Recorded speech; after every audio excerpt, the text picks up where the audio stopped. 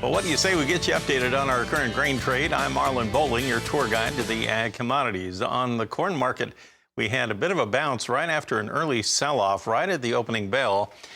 It came back to almost unchanged, and now it's starting to drift a little bit again. You have May corn now 4 cents lower at $7.44 1/4. New crop December corn down 8 1/4 at $6.44 1/4. So still weaker. The most weakness, though, in the deferred contracts. Now to the soybeans. You have the May contract 20 1/4 lower at $16.50 1/4. That's 24 cents off of our overnight high. If you look at November new crop soybeans, we're now at $14.64. That would be down 17 cents on the day. And this is off of our overnight high of $14.81 3/4. Now let's switch over and check out what's going on with the wheat market. We'll start in Chicago. On the top line, the May contract. You'll note that the March contracts have disappeared now.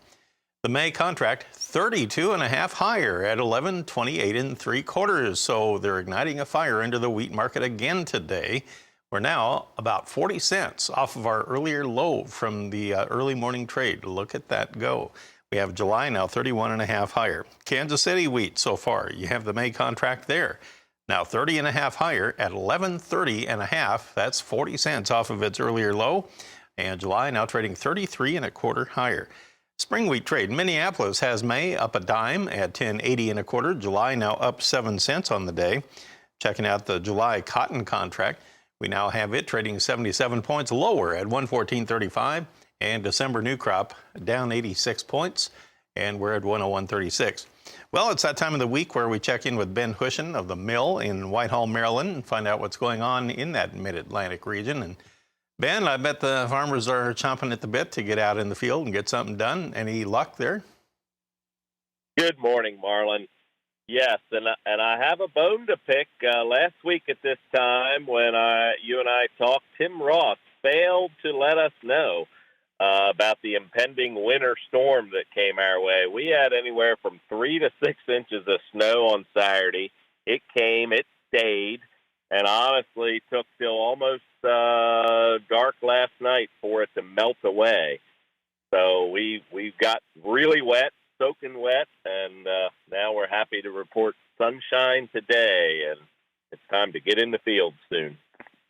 All right, so it looks, for the time being, it looks like maybe things are fairly wide open. You might have maybe a few showers moving in right now, but how long is it going to be before the farmers can really get the field preparations going? Well, Marlin, it's just we've had very few days in this community that were fit for field work in March.